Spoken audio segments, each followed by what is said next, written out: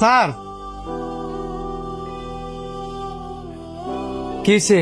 Sir আপনার ওই বন্ধুরা তো আবার আইছে, সাথে দুজন নিয়েও আইছে। আইসে তো তোমার সমস্যা কি? কিসে গিয়ে দেখো। উনার ভালোর জন্যই কই, উনি বুঝে না, একদিন ঠিকই বুঝবো।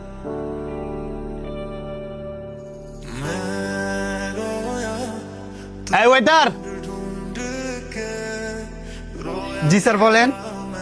আমাদের তিনজনের জন্য 3টা কফি নিয়ে আসো। ঠিক আছে, একটু ওয়েট করেন।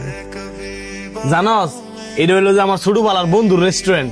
এখান থেকে যদি আমি পেট ভরে খাইয়া বিল না দেওয়া যায়, হ্যাঁ একটা মুয়ের কথা কয় না।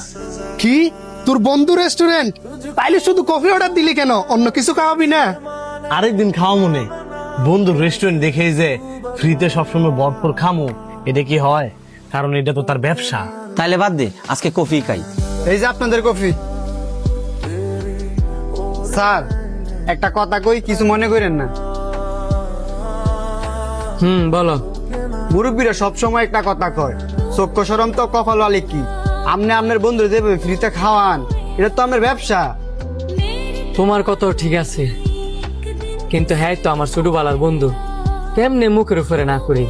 স্যার না করতে হয়, পরে এই ব্যবসায় বেশ দিন টিকতে পারতেন না। তোমার এইসব নিয়ে চিন্তা করা লাগতো না, তুমি যাও। হ্যাঁ যেদিন বিবেকে খাটবো দেখবা ঠিকই বিল দেওয়া যাবো।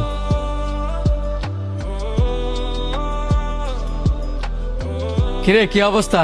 কি অবস্থা ভাই? কি অবস্থা? তোর কথাই কইতেছিলাম, ভালো হয়েছে তুই আইসস। হেরা হলো যে আমার ভার্সিটির ফ্রেন্ড, হঠাৎ করে আমার এলাকায় আইসে ঘুরতে, ভাবলাম তোর রেস্টুরেন্টে নেই। ভালো করছস নিয়ে আইসস। ভাই আর কি খাবেন বলেন? না না ভাই, আর কিছু খাবো না। সানি আপনার বিষয়ে যা বলছে, আপনি তো দেখি তার চেয়েও বেশি ভালো মানুষ।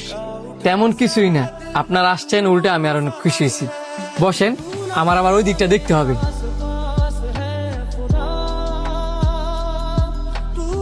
স্যার যে কবে বুঝবো যে এলার বন্ধু এলার ভালো চায় না। যদি ভালো চাইতো তাহলে কিভাবে দলবল নিয়ে একাইতো এতগুলা টিয়া।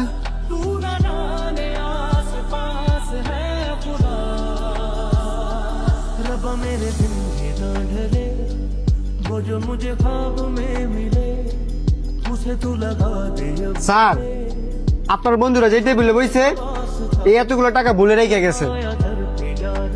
ভুল করে রেখে যায় নাই, এতদিন যে খাইছে ওইটার বিল মিটাই দিয়ে গেছে। জানে আমার সরাসরি দিলে আমি টাকা নিব না, এই কারণে সবগুলা টাকা টেবিলের উপরে রেখে গেছে। ऐसा पल हो तो इस पल में मर जाए